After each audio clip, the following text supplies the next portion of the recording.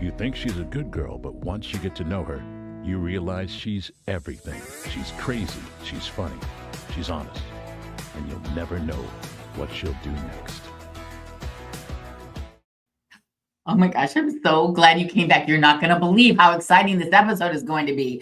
I have Eugenio Jaramillo here as my guest. Hello, how are you doing, my friend? If that's a tongue twister, you can call It me is Gino. a tongue twister. It is a tongue twister. But anyway, do you want to share with my guests here how we met? Do you remember? Of course, she was front row at TEDx-style. Front row, my first TEDx, and I had to be up there in the front. I wanted to get to know who it was all about. So I got a VIP ticket so I could go to the little things they had at the beginning, which had food, and I wanted to meet everybody there because eventually, as you all know, I want to get my own TED Talk. So I know the thing here is I got to get to know these people. And then when everyone I kept meeting all these wonderful people, and they were all saying that this was the man in charge that they all had in common, that they all knew. And then the more I got to know about Eugenio, I learned that he is a networker, right? Absolutely. You bring people together, and much like I like to do. So anyway, do you want to, now this is another wonderful story. Do you want to let us know why it is that Eugenio did his own TED Talk? How many times were you applying for the TED Talk? Oh, I lost count. And I can't even count the times. I heard you have to apply like 15 times to get one. Is that would you say that? I don't know what the number is, but I applied plenty, especially in my area. I'm not going to apply in Toronto. Which is Miami. It's Miami, South Florida. I didn't even hear rejections. I didn't hear back from the people. Really? I was very tired. That's pretty much what's happened to me so far too. I have to say I've applied like about 3 times. I didn't get any reply letter. Yeah. Like all these people are talking about reply letters. I'm like, I must be, maybe I'm not applying to the right place. Yeah, not even a thank you for applying. No, I haven't gotten anything either. You won't. Okay, so tell me, when did you finally decide, okay, this is enough. I'm going to just do my own. When did you decide that? A fellow Toastmaster in the District 47, she did a TEDx Miramar, which is a city just north of Doral. Okay. And I scratched my head and said, wait a minute. If she can do it, I can do it. Right. Let me try. Right. Did you have to take a class or anything? No or class. How hard was it? I just went. How much money did you have to put up? I just went on no money. I went to the website. There's an application. And I started filling out the application. Everything was cool. You need a theme. And did they help you pick out the theme? They don't help anything. Remember the core of TEDx and TED is ideas worth sharing. Okay. So your theme has to be along that line. I applied with 3 speakers and answered all the questions. Okay. And I related it a lot to Toastmasters. I thought that would be a win. All right. They're all about speaking, and Toastmasters about public speaking. Let me throw that in there. And I also included the mayor of Doral. They came back and they said, I met the mayor of Doral at your She spoke. She was our first speaker. They came back and they said, no, not approved. We don't have anything to do with Toastmasters. We are independent. Wow. But at least they replied. At least they replied. You finally got a reply. And rather quickly. Okay. I go to the second application. I remove all references. I love this. You don't take no for an answer. I love this. Go ahead. Removed all references to Toastmasters and removed the mayor as one of my speakers. Right. Then I put in 3 speakers. One was myself, of course, because I want to speak. Right. And the other 2. But wait, I had seen on the application that you can't apply as a speaker if you're putting on the TEDx. That was. So how did you get around that? That was the blessing in disguise. I'll get to that in a second. Okay. I put 3 people in, and the answer was, you're not diverse enough. There wasn't enough diversity of ideas. Not diversity like skin color or what country you're from, any of that. It was about diversity of ideas. Oh. So I think the theme that came out was professional development, personal development, and they didn't like that. So I was dejected, of course. And then I know a gal. Dejected, is that a word? Dejected? Yeah, I was very dejected. Not even rejected, he was dejected. I was dejected. There's a gal that is in our club, Doral Toastmasters, and she's got a wonderful story. I wanted her to be one of my speakers. She's 33 years old. She has an inoperable brain tumor. Oh my goodness. Has had it for 15, 16 years. And she's dedicated her life to philanthropy.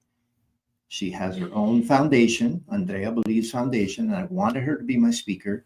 But she had a young gal that also has a foundation, a Family Pantry Foundation at FIU. And I liked the girl because I saw her on Instagram. She's very dynamic, but only 19 years old. Wow. So I connected with her at Fuddruckers during one of Andrea's events. And I asked her, look, here's the challenge. Can you apply for this TEDx license? And she said, okay, let me think about it. And she did. She came back. We had like 1 or 2 Zoom calls. And she said, Gino, I came up with a theme. Okay. The theme was unlikely. Because she's I love it. I love it. You took that, you embraced that rejection, that dejection. Yes, you embraced it. Yes, ma'am. So Diana turned out to be genius. An orphan. She was a crack baby. Oh my God. Rescued by the mom. The mom has rescued like 2 other their sisters. And she took it on. She came up with the theme. She found some speakers that fit the theme. Okay. And like I told you, it was a blessing in disguise because she had applied and they told her, no, you as an organizer cannot be a speaker. And then I found some other speakers and we rounded up 9 speakers and we were approved. Oh my gosh. I had found the venue because I lived in Doral for 21 years. I asked the mayor for help with the venue. We got the venue for free. That's amazing. We got some coffee card, tea card thing for free. And Diana just ran. It was like a self-winding toy. I didn't have to egg her along. And I was laissez-faire because I should be as a speaker. She's got to be the planner. Right. And that's how I finally got Diana's the one that got She's the one that pushed it over the edge. Yes, she got the license. Wow, that's an amazing story. So from start to finish, how long did that take? From the time when you sent your first application in to do a TED Talk, how long did that take to the point when you finally did it? 4 months. Only 4 months? Yeah, only 4 months, but it not seemed long. like an eternity. I thought it was years. No, it seemed like years of applying, but then the TEDx happened rather quickly because I was pushing for it. I really wanted to make it happen. Now, what kind of obstacles did you have from that time after you were finally accepted? Okay, because that was a big obstacle there. Yeah. But what kind of obstacles did you have after that? Did you have any obstacles or was it just smooth sailing once you got accepted? No, the obstacles were trying to find speakers. Many people didn't take the opportunity. Some people took the opportunity and quit. And then Diana did something that you'll talk to Marley later. She made us practice. She made us rehearse. Right. And that's like Marley's next week's show. The next week's show. She made us practice and rehearse. And that was like weird for me. But it turned out to be really good because it made me hone. You had a great speech. Thank you so much. You did awesome. I was very impressed by you. Thank you very much. A lot of good information. You can find that where? On YouTube? Is that where? It's coming up. It's on TEDx. Site. You'll see his information in the bio underneath the podcast here. And be sure you subscribe to this channel, give it a like. And if you have any questions, please post those questions and I'll make sure that Eugenio sees them and answers. And please share this with someone else who might be considering or wants to get a TED Talk so that they can find out, you know what, they're not the only one that's having a hard time, right? That's ma'am. So what other obstacles did you have, do you think? I think that after I found Diana and got the license, it was pretty much smooth sailing. We got all the speakers. She came up with a vetting form. We vetted the speakers. We found the venue. We set the ticket prices, and it was just smooth sailing from there on. She pretty much ran with the whole thing, and I was laissez-faire. There's one thing that I'm remiss that that I should have paid attention to more. And I had said it early that what is important is the video, audio, and lighting. Right. And that was a big fail. As a matter of fact, I noticed that some people, there were some really good speakers at the beginning that did have trouble with, I was thinking, well, why don't they just go ahead and they were waiting on their pictures, their images that they're going to talk about too. And this was my first TED Talk. So I was thinking, why don't they just go ahead and go? Don't they know what their speech is? But then after I saw their speech, I was glad that they waited, and because they did finally get up there. And, so because of that faux pas, we are reshooting Sunday to get these videos up on the TEDx website, so that they'll look at the videos, they'll determine which ones they will publish on their site, and maybe one of those gets selected for TED and to be on the TED site. And what does that depend on to get chosen for go from a TEDx to a TED Talk? Oh, it's something very subjective and objective. The people that decide are out there deciding whether you have an idea. Answering those applications that we didn't get answers from. Are those the same people that are deciding? No, it's already done, and now they're deciding whether you are sharing an idea we're sharing. And the video's good, the audio's good, the audience is mic'd up and lighting. So it's a production value as well. Besides the content, you have to have both. Now, to choose your speakers, what is it about the ones that you chose that made them stand out? Is it just that they applied? No. What was it that made them stand out? The fitting of the theme. They have to fit the theme of unlikely. 8 speakers spoke before me. Okay. I was the closer, and my talk was the power. That was a great theme. Thank you. The power of the unlikely. And each person had their own unlikely story. Right. Fun fact is that both my daughter and her husband spoke, and they're both authors as well. Oh, that's right. They're incredible. I remember, yeah. And they had unlikely stories. My daughter started a business from scratch after being a mommy for 15, 16 years. And that was her story. And then he's a Marine, an incredible man that ran into a fire. He rescued a lady from a fire over in Oldsmar where they live. And he was going to carry her out, and she was punching him and fighting him. And he made the news and everything. And so he wrote a book called The 4S: Faith, Family, Fitness, and Finances. And he's taken it to another level because he's living the 4S. So right. That was his story. Immigrant background, not rich, not poor. Right. But this whole thing of unlikely, meeting the theme of unlikely. And another young gal, she was 18 years old, is 18 years old. I met her when she was a Girl Scout. Yeah, she was at 14 years old. It was amazing. I coached the Girl Scout. Young girl speaking at this TED Talk. At this TED Talk, she was nervous as a cup of coffee. Beautiful little girl. Gorgeous. Not little, but. Well, she's short in stature. She is now at University of Florida in pre-law. She formed her own foundation as well. And then Rosemary, who is a professional speaker, she talked about her stuttering and how it set her back, and how now she helps people. Amazing too. And then Dave, another incredible professional, he kicked it off and said that story sailing was his thing, about how to tell a story. And he had a wonderful PowerPoint about it. Now, I know you're a speaker and an educator, yes, ma'am. But you have a theme going along here with your purple. Ooh. And you call yourself the Purple Squirrel. You noticed. Yeah. So I'm just wondering, what does that mean? And how did you come to think I'm going to be the Purple Squirrel? This is what I'm going to be known as, the Purple Squirrel. How did you come up with that? Tracy, have you ever seen a purple squirrel? I haven't. You haven't? I haven't, no. Why? Here's the difference between a purple squirrel and we both got our snazzy jackets on today, but I can't outdo the Purple Squirrel here. The Purple Squirrel exists. Unicorns do not. And it's a giant Madagascar purple squirrel. But when I was looking for colors for my business, I happened to like purple because it was my high school colors. I was on the soccer team, I was in a band, and that's what we wore.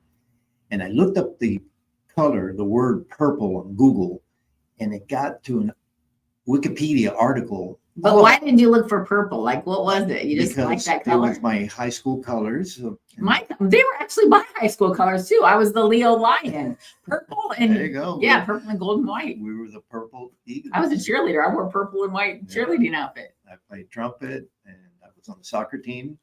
And I looked up the word purple, and it gave me a Wikipedia article that had all these connotations of wisdom and nobility and royalty, creativity, all the things that bingo. I identified with. But the thing that really caught my attention was at the very bottom of the article, it said, Purple Squirrel is a term used by employment recruiters to describe that perfect candidate that meets precisely these specifications for a job, the knowledge, experience, qualifications. The idea being that employers over-specify, making it as hard or as rare as finding a purple squirrel. Wow. And I identified with that rareness due to, I call myself a Renaissance man. Started as an engineer, programming computers. I worked as a real estate developer. I sold knives. I brought the first Checkers franchise to Miami. And then I got into the construction business. Oh, is that right? I didn't realize that. That's amazing. And I got into the construction business, and they retired me unceremoniously. And I got a call from FIU because I was in contact with them. I had taught there before, given an opportunity by one of my consultants, a professor there. And they said, hey, we're taking this course and we're splitting it in half, so you can take the quality control portion. And I did. And that was in 2019. I've now taught over 1,100 students. Wow. Then another fellow Toastmaster got me a gig with Miami-Dade College in the continuing education professional development group, the college of that. And he got me a bunch of classes there, and I've been teaching there, except until what kind of classes? I got a raise, and then they haven't called me anymore. Oh, they're like, we can't afford you. Because I did. You've outgrown us. Yeah, I did this special program. It was for professional property managers, and I do just 10 hours of 142 hours. Okay. I do the safety, health, and risk management portion, and they raised my rate because it was a grant from Miami-Dade County, Career Sources, South Florida, and the related group. But then the regular classes, I teach practical construction management, estimating, materials and methods in construction, and blueprint reading. I guess they don't have enough money and enrollment to do that. And I haven't had a call in a while, but I did do that for a good while as well. And then now I turned into an OSHA authorized occupational safety instructor for construction. Okay. And well, I do that through Volunteer State Community College. Okay. So you're in your coaching. Yes. What would you say are 3 things that you would advise them to focus on to achieve their dreams and to, like you've achieved your dreams? And this man was here earlier than me, and I got here a half an hour early today. So let me tell you, he said to be on time is to be late. So that's a great one to start with. Well, I'll give you the full quote. 15 minutes is the new on time. On time is late, and late is unacceptable. And the student added, disrespectful. Right. I love it. My advice is I gave a talk at the Toastmasters Leadership Institute. Okay. I called it Mindset and Manifest. So I have this thing that I call my Live Your Life calendar. It's a simple spreadsheet. It's got the date, the time, the name of the event, the city, the location. And I color coded it because I like to do different things. Yeah. I like art festivals and I like my travel and vacations. Everything's on there because I need to see it so nothing conflicts. Okay. So on my Live Your Life calendar back in 2018, I put things in there that I didn't have the plane ticket. I didn't have the conference registration. I didn't have the hotel. I didn't have anything, but I put it on my calendar. So that's kind of manifesting. My best manifestation story is I went to the Toastmaster International Convention in 2018, and I had somebody take a picture of me on stage behind the lectern that said Toastmaster International. It said it way in the back too. And that's when I manifested that I wanted to be a speaker at the Toastmaster International Convention, not a contestant, but as a presenter, as a and speaker. What was it about that? Because I honestly have just learned about this, the TED Talk and manifesting recently. So what is it about that you were like, that's what I want to do? Is it because of, I mean, what I'm encouraged by is the millions of followers you can get from that. Is that what it was for you? No, it wasn't. What was it? I have a hankering for speaking in public and being a professional speaker. I learned from one of the world champions of public speaking never to turn down stage time. Mm-hmm. So anytime I can get on a stage, whether I'm paid or not paid, I go on a stage just to practice. I love it. So I wanted to do the Toastmaster International. And here's the thing. The difference between a little shot and a big shot is that the little shot never stops shooting. I forgot that I had applied to speak at Toastmasters International. And one day I got an email from the director of marketing at Toastmasters International. And she said, we want you to be our speaker, presenter, and want you to talk about career advice and jobs. And this was right after or right before COVID. No, it was after COVID. I'm sorry. And the world job market was kind of crazy. So I was encouraging people how to get a job, where to look for a job. That's the manifest part, is putting a dream out there, making it as real as possible, by putting it on my calendar, thinking about it all the time, really pursuing it. And then the mindset aspect of it is say yes. Yes to every opportunity. And I did that with Toastmasters. Hey, you want to be a contest chair? Yeah. You want to be the president of the club? Yeah. Anything they asked me to do, I always said yes. Right. So I give yes a lot. That's my MO too. The answer is yes. Hey, Gino, you want to be on my podcast? Yes. Yes. And yes. Here I am. So it's mindset and manifest.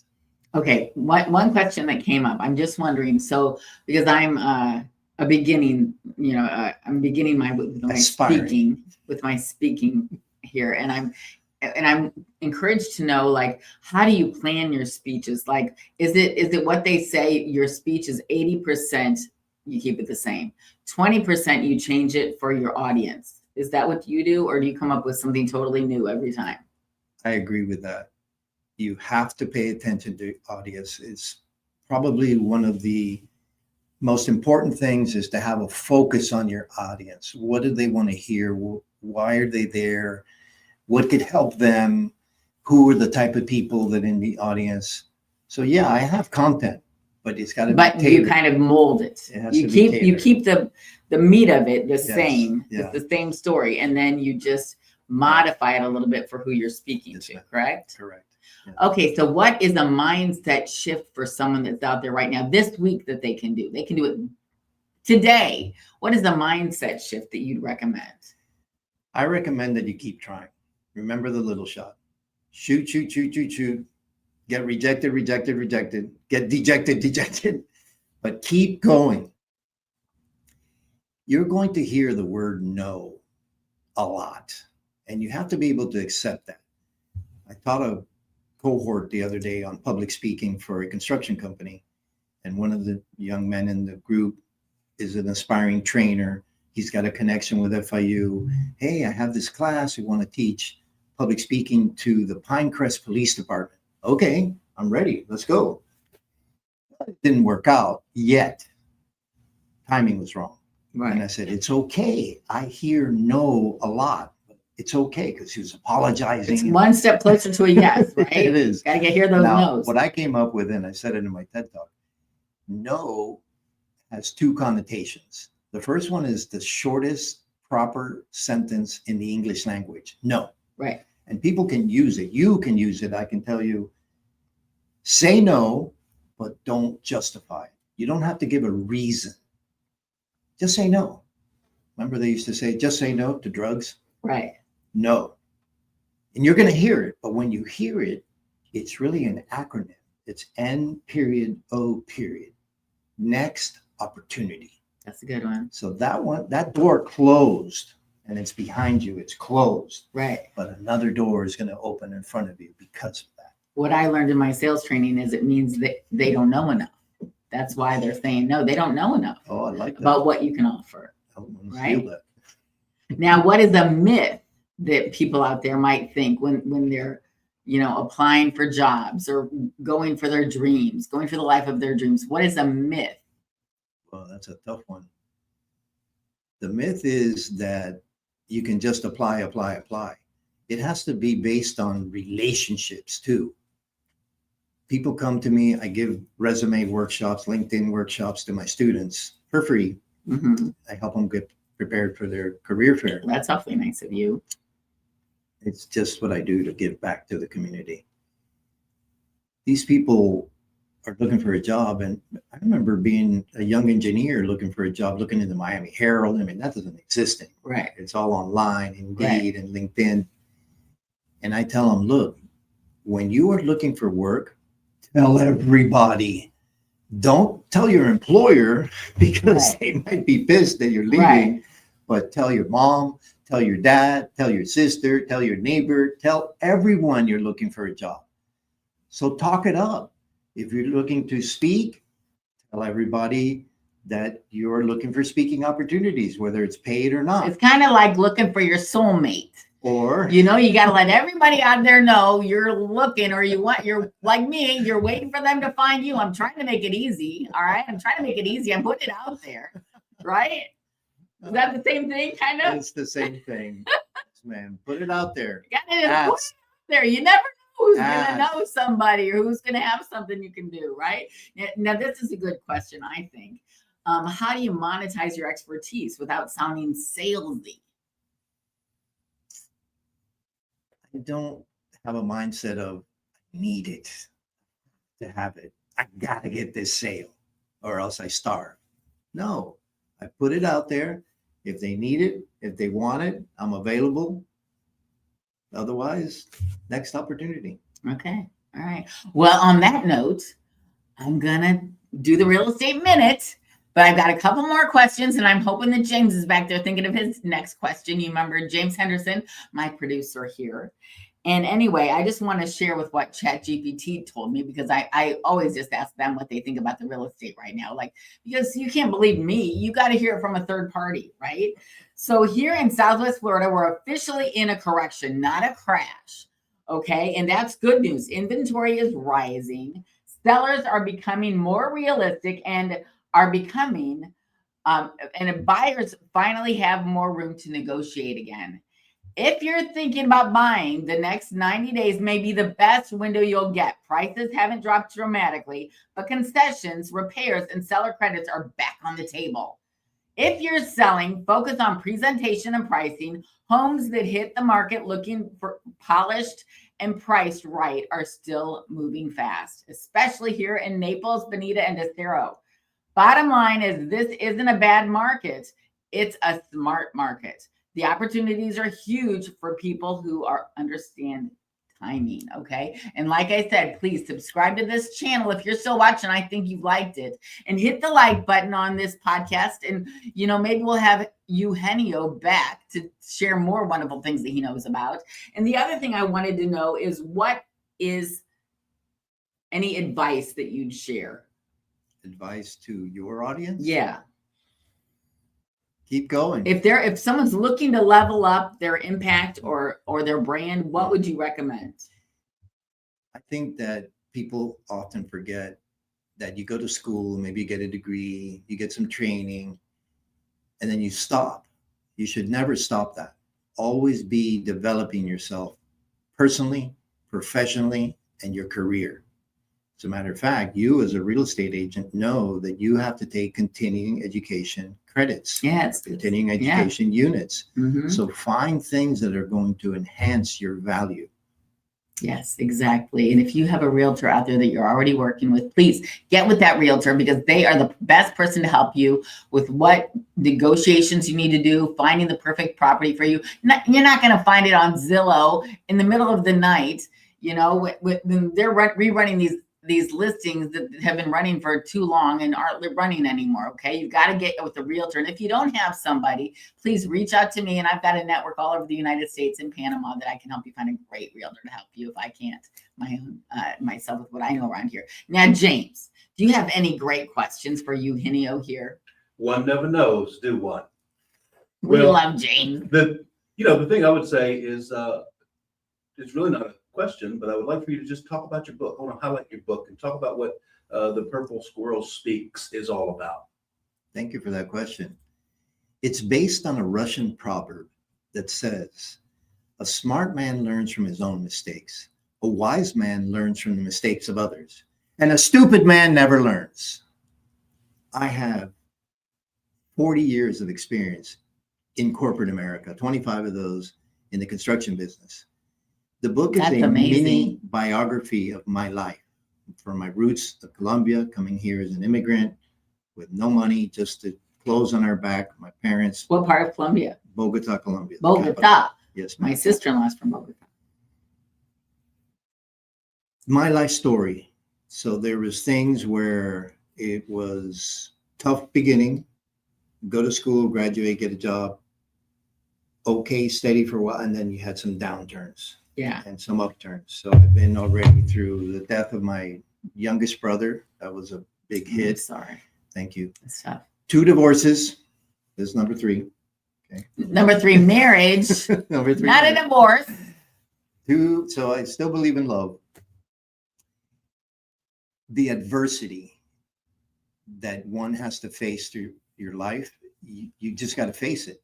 And this year has been especially tough. And you couldn't tell by talking to me right now that in March, my almost 95-year-old aunt died. And she was very close to us because she lived with my parents. My remaining younger brother, at only 63, died from a conglomerate of neurodegenerative diseases. And it just turned him into a cadaver. And is this another brother that died? Oh, I'm died. so sorry. Yeah, that was just now in May. And then in July 17, my mom, almost 89 years old, tragically drowned in her pool in her backyard. Oh, boo-hoo, let me tell you. I'm so sorry. It's been so rough. You never know. You're so positive. Thank you. And I have to continue to be that. About you. I have 2 teenagers right now that are stars. One's a student athlete. The other one's going to be an industrial organizational psychologist. She's going to graduate Miami-Dade College and high school at the same time. She's on her way, and I got to be there for them. You do, and I think you're going to be. You're a strong man, and I'm so impressed to hear about. You're just like me. Create it. If it's not out there for you, if it doesn't look like the doors are opening up for you, just create it and get it for yourself. Right? Yes, is that your advice? Now, what's next for you? How do people find you? Well, they can find me on LinkedIn mainly. I have almost 11,000 followers, and I do post often. I write articles.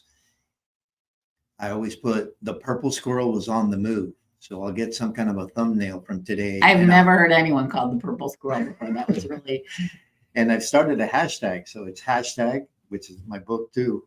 And I put the Purple Squirrel was on the move. Where? This time in Naples for the Tracy podcast. When I was at that first TED Talk and I kept hearing everybody met through this guy, I'm like, okay, wait a minute. I want to meet this guy. And he was so conversational and you were there for everybody and really easy to get to know and talk to. And thank you so much for being here today. And thank you again, James, for being so wonderful like you always are and getting this show off for us. Do me a favor, just tell my buddy Dave that you met me this week. Dave Bricker, he's talking about. Tell him I say hello on Sunday when you see him. We might have Dave Bricker here for you to meet too. Absolutely. Dave is wonderful. Yeah. Anyway, you're wonderful too. And James, you're wonderful. And you're wonderful. So thank you for tuning in today because you know what? It's a challenge sometimes to stay happy and to keep moving forward. But you know what? When you look for it, you can find it within yourself. And when you can't find it within yourself, you're smart to be out there searching for wonderful, positive messages like this today. Thank you so much and have a great weekend. We love you. Stay. You think she's a good girl, but once you get to know her, you realize she's everything. She's crazy. She's funny. She's honest. and you'll never know what she'll do next.